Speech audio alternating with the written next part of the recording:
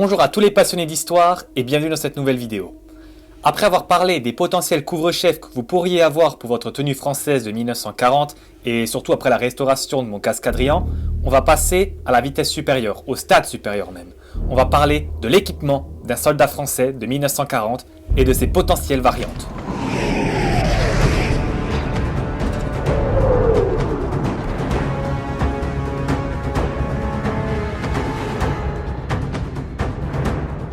À l'heure où je fais cette vidéo, mon uniforme n'est pas terminé, il y a encore des choses à acheter, mais en ce qui concerne l'équipement, donc vraiment le pactage individuel, tout ça c'est terminé. Et je peux dire maintenant que l'équipement, je pense que c'est la partie la plus longue, la plus fastidieuse et peut-être pas la plus pointilleuse, mais une des plus minutieuses qu'il faut avoir pour la confection d'un uniforme, peu importe la nation. Le français a évidemment sa particularité d'être compliqué et facile en même temps. Je vais expliquer, vous allez comprendre normalement. Quand je dis que l'équipement français de 1940 est facile et difficile en même temps, c'est tout simplement parce que la grosse majorité provient du stock de la Première Guerre mondiale, à partir de 1916 à peu près. Je prends les cartouchières, le ceinturon par exemple, ce sont des équipements qui datent déjà de 14-18, donc ils sont relativement faciles à trouver, puisqu'on met beaucoup plus en valeur les poilus de 14-18 que nos troupes de 1940. Vous allez me dire, on peut prendre de l'après-guerre. Ça marche pas comme ça en fait, parce que le français a été utilisé jusqu'en 1940, point. L'armée de la Libération avait majoritairement de l'équipement des Alliés, des Américains par exemple. Et après la guerre, du moins pour l'Indochine, ça commençait déjà à évoluer. Pas vis-à-vis des armes, mais vis-à-vis des cartouchières par exemple. Donc c'est vraiment du 1935-1940 qu'il faut utiliser si vous voulez faire de l'équipement modèle 35. Ou maximum 1916-1940 pour vraiment l'équipement modèle 16. Donc vous voyez, c'est une tranche assez réduite et il faut être le plus précis possible.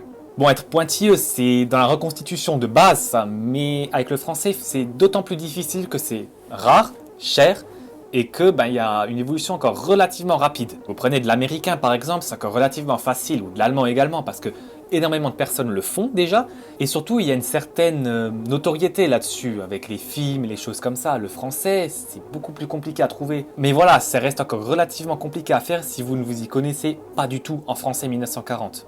Après, je précise que je n'ai pas la science infuse, je ne dis pas que c'est tout juste ce que j'ai fait, il peut y avoir des erreurs que je ne sais pas tout simplement, et si c'est le cas, il suffira de les modifier évidemment, mais comme Neo 035 dirait, c'est pas une bible ce que je fais, c'est vraiment une base, et après vous faites vos recherches, votre documentation, etc., et vous demandez à d'autres personnes évidemment. Il est mieux d'avoir plusieurs différents avis, différentes directives que l'avis d'une seule personne évidemment. Et comme on parle d'équipement, donc vraiment du matériel propre à chaque soldat, j'ai décidé de changer mon couvre-chef vu que là on est sur un béret en tissu, enfin plus en laine, et j'avais déjà ça pour la vidéo sur les couvre-chefs. On verra quand on fera la partie sur l'uniforme, donc vraiment les habits, mais comme je considère le casque comme une pièce d'équipement à proprement parler, j'ai décidé de... Oh la vache! Qu'est-ce que c'est que ce truc? Donc c'est pas que je pas vous faire profiter de mon dégradé ni de ma coupe de cacatoès, mais c'est juste que le casque a un meilleur rendu pour parler de l'équipement de 1940. Non, je préfère parce que au moins je le porte de temps en temps et lui je l'ai porté pour la vidéo sur les couvre-chefs, donc on fait une petite variante. On verra ce que je porterai quand je ferai tout l'uniforme. Je sais pas encore. Avant de nous plonger directement dans l'équipement qu'il vous faudrait pour un soldat français de 1940, on va quand même faire un petit historique pour voir comment on en est arrivé à l'équipement qu'ils avaient à cette période-là précisément. Nous allons donc remonter dans le temps, à l'aube de la Première Guerre mondiale.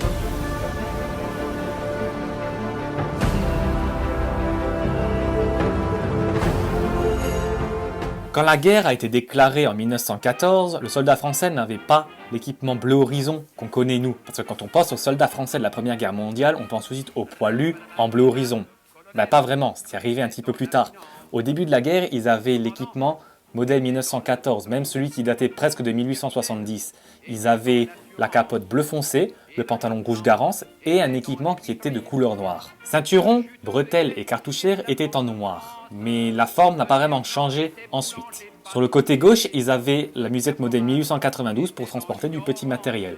Et à droite, ils avaient en bandoulière le bidon modèle 1877 avec une housse en drap bleu foncé, le même que celui de la capote. Sur la tête, ils avaient pour l'instant juste un petit képi qui sera changé par la suite. Là où ça commence vraiment à changer, c'est à partir de 1915-1916. On a changé la tenue pour faire apparaître le fameux bleu horizon. Au fur et à mesure, toute l'armée sera équipée de cette nouvelle tenue. L'équipement, lui, va rester relativement le même, à la seule différence que Le brelage va changer de couleur, ce sera maintenant les cartouchères modèle 1916 qui seront couleur fauve, tout comme le ceinturon et les bretelles qui seront de couleur fauve. À gauche, ils avaient encore leur musette modèle 1892 et à droite encore le bidon modèle 1877 en bandoulière, à la seule différence que la housse était désormais bleu horizon, la même que la capote, dans le même principe qu'en 1914. L'entre-deux-guerres, ça va être assez important dans le changement de l'équipement de l'armée française. Je dis équipement, mais je dis tout simplement l'uniforme en général, parce que la capote bleu horizon va bientôt être changée par la capote kaki modèle 1922, tout comme le pantalon qui va également changer pour la couleur kaki,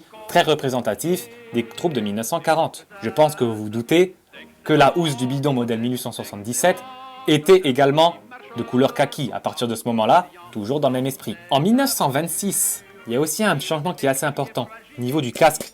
Jusqu'alors, ils avaient le casque Adrien modèle 1915, qu'on reconnaissait facilement grâce à son bourrelet qu'on avait à la base de la bombe et surtout sa construction en 3 parties, bombe, visière, nuquière. À partir de 1926, on a un peu simplifié la tâche et on a fait un casque en une seule partie. On n'a plus de bourrelet ici et tout est construit en une seule pièce. C'est le casque Adrien modèle 1926. C'est à partir du début des années 30 que l'équipement commence un peu à évoluer. On aura l'apparition de l'ANP31 et de sa fameuse musette jaune portée sur le côté gauche. ANP31, ça veut dire appareil normal de protection modèle 1931. C'est tout simplement le masque à gaz qui, s'il devait y avoir une attaque au gaz, eh bien les soldats pourraient avoir un moyen de se protéger le plus rapidement possible et surtout à portée de main. Faut pas oublier que quand les gaz de combat ont été utilisés en 14-18, il n'y avait jamais une telle utilisation et il était impensable d'avoir un masque à gaz sur soi. Là où le changement commence à être assez important, c'est à partir de 1935. Tout simplement avec l'apparition du quart et de la gamelle modèle 1935, par exemple, mais également un changement au niveau de la gourde. Le bidon modèle 1877 laisse sa place au bidon modèle 1935. La différence n'est pas ultra importante, c'est juste que la contenance reste la même, mais on n'a plus de goulot, on n'en a plus qu'un. En ce qui concerne tout ce qui est cartouchière, jusqu'alors, on avait les 3 cartouchères modèle 1916, 2 à l'avant et une à l'arrière, mais on s'est rendu compte que la cartouchière à l'arrière était totalement inutilisable et surtout pas pratique. Et bien ce qu'on a fait, c'est qu'on a fait évoluer les cartouchières et on a mis les cartouchières modèle 1935. Ces cartouchières sont assez reconnaissables par rapport au modèle 1916, tout simplement parce que là, on a une grosse poche et une plus petite aux extrémités. Le système de fixation change également. Avant, c'était avec des crochets sur des petites boucles. Et maintenant, ce sont tout simplement des boucles, comme des boucles de ceinture dans lesquelles on fait passer les bretelles, enfin le brelage. Une autre particularité, c'est qu'au-dessous de ces cartouchières, on a un petit anneau. Cet anneau viendra tout simplement accueillir d'autres pièces d'équipement. En ce qui concerne la cartouchière qui est à l'arrière, sur laquelle se fixait l'autre partie du brelage, on l'a tout simplement supprimé et on a mis à la place un passant trapézoïdal. La gourde, par exemple, avait toujours cette grande bandoulière sur le côté droit et on l'a troqué pour des petits sanglons qu'on accrochait donc à la gourde. Et ces sanglons avaient des mousquetons qui s'accrochaient aux anneaux de la cartouchière droite et au passant trapézoïdal côté droit. C'est donc pour ça qu'on avait des anneaux entre autres. Et à gauche, la musette modèle 92 a été remplacée par la musette modèle 1935. On pouvait mettre la gamelle, mais également des chargeurs de fusil mitrailleurs. Elle avait une bandoulière, mais on pouvait la faire passer en dessous, et même système que pour la gourde, l'accrocher à des mousquetons, et ensuite aux anneaux de la cartouchière et du passant trapézoïdal. L'objectif principal, c'était d'uniformiser les équipements de l'armée française pour qu'on ait plus ou moins un seul et même équipement pour toutes les différentes spécialités. Et surtout, regardez, l'équipement modèle 1916 avait 3 sangles au minimum. Une pour la gourde, une pour la musette 92, une pour la NP31. Et avec le modèle 1935, on n'en a plus qu'une, celle de la NP31. Le reste étant accroché par les sanglons aux cartouchières et au passant trapézoïdal. Bien sûr, l'équipement modèle 1935 n'a pas été adopté à 100% dans l'armée française à la déclaration de guerre. On avait du 35, mais on avait aussi pas mal d'équipements modèle 1916. Il suffit juste de bien regarder le régiment que vous voulez représenter et savoir s'il y en avait plus de modèle 1916 ou de modèle 1935. Donc voilà à quoi ressemblait l'équipement de l'armée française en 39-40. On avait le choix de 2 différents équipements. À ce moment-là, vous avez donc le choix de faire un équipement ou un autre et on va voir comment le faire et surtout on va faire en sorte d'éviter d'acheter inutilement différentes pièces.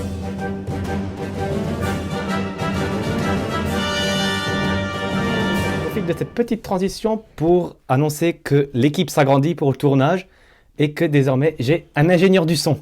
Et oui, Winston. Tu veux pas rester? Oh si. Mais qu'est-ce que je fais là, moi? Moi, je suis pas un gangster, moi, j'aime pas la violence et tout. J'espère que ma mère, elle va pas voir la vidéo. Oh, le pauvre. Le principe d'un uniforme va rester que il faut faire énormément de recherches pour que vous sachiez qu'est-ce que vous voulez représenter? Est-ce que vous voulez représenter un modèle 16, un modèle 35, ou bien, je sais pas moi, cavalerie, artillerie, etc., etc. Lui, il a dit qu'il voulait représenter artillerie. T'as quoi l'histoire?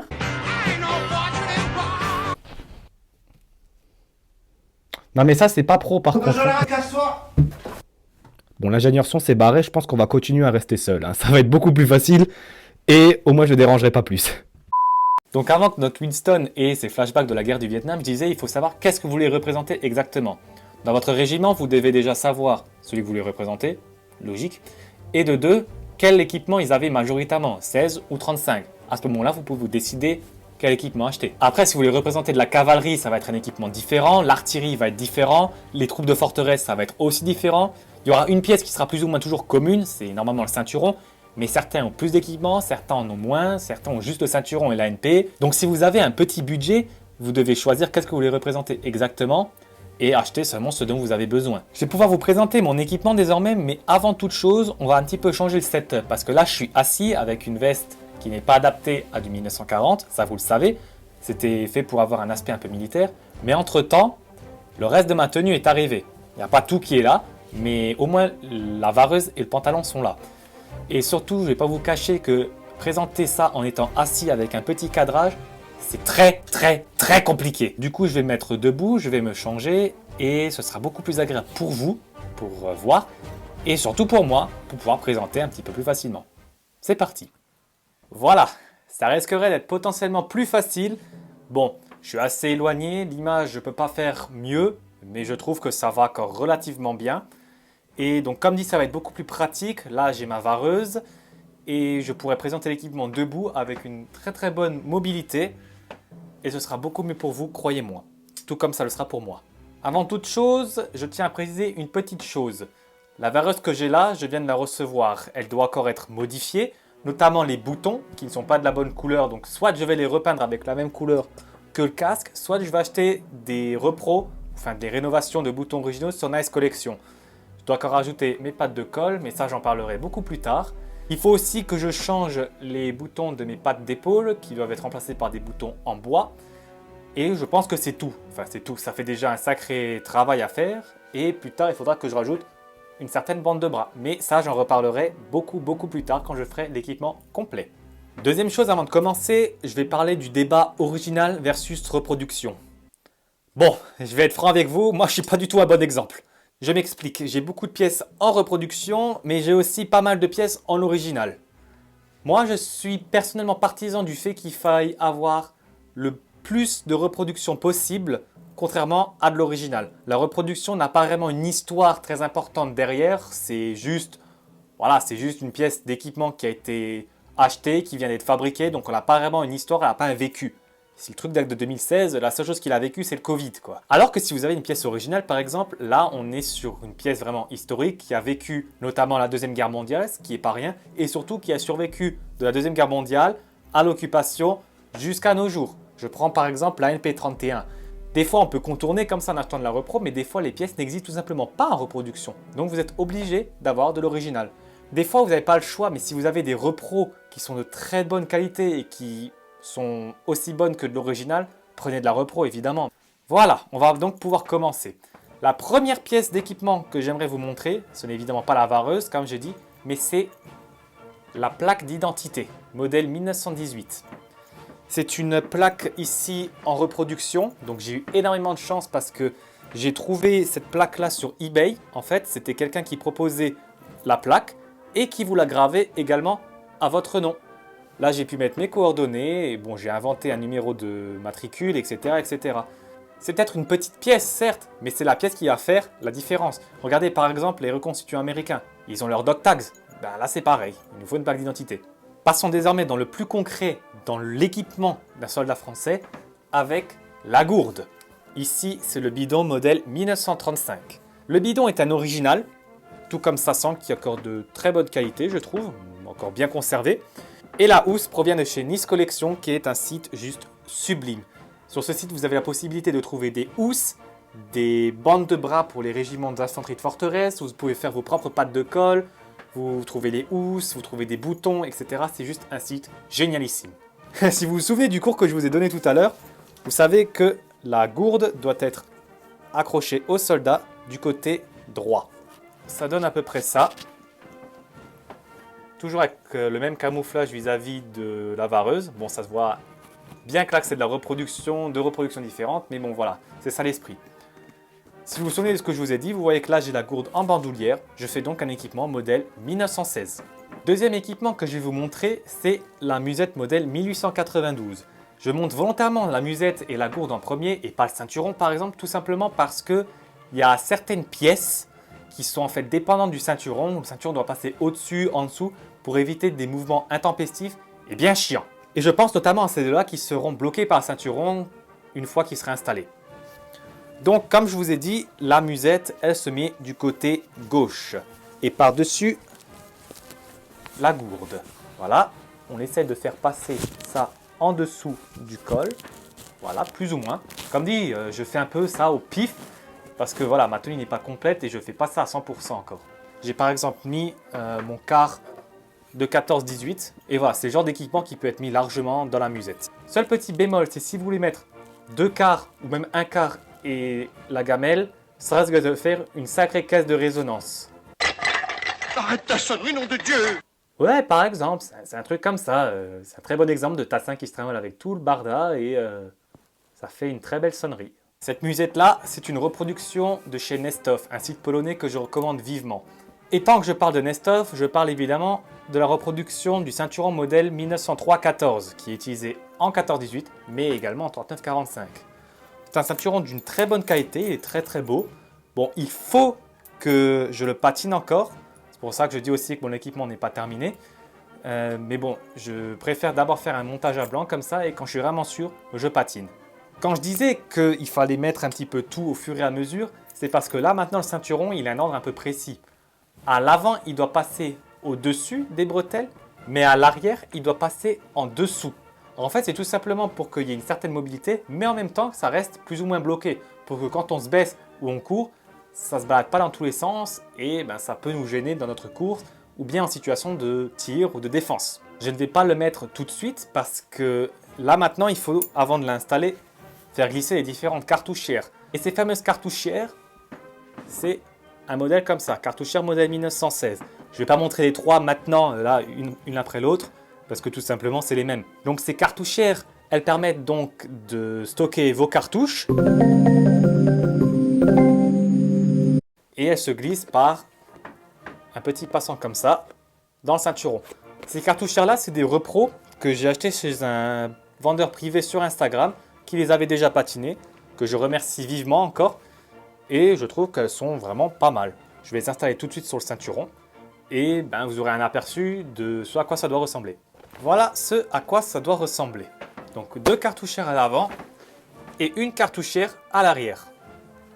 Donc l'avantage qu'il y a avec ma vareuse, c'est que j'ai la possibilité de mettre le ceinturon dans des petits crochets ici.